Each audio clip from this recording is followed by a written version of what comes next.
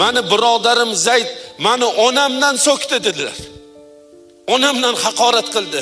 Axir aybi men qilgan bo'lsam, onamda nima ayb? Ey Allohning rasuli, onamni qoraligi.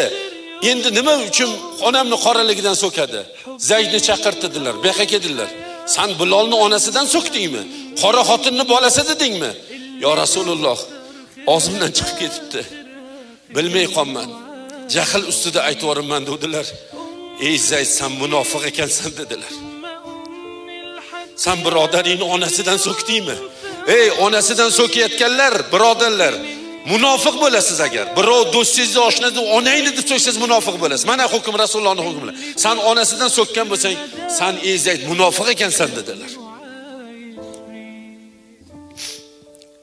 Bu gap Zayd ibn Horisaga o'limdan battar edi. Ayniqsa Rasululloh tomonlaridan sen munofiqsan degandan ko'ra o'lib ketgani yaxshi edi.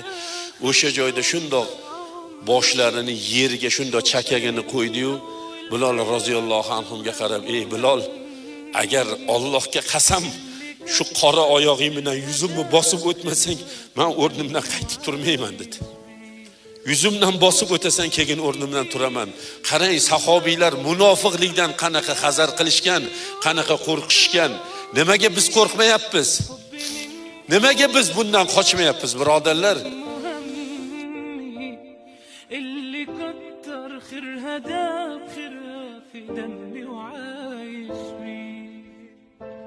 أعمل لها تمثال يلي طيبة قلبها فوق الخيال. أعمل لها تمثال اللي تعبت واللي تعبت واللي ربت واللي شالت حمل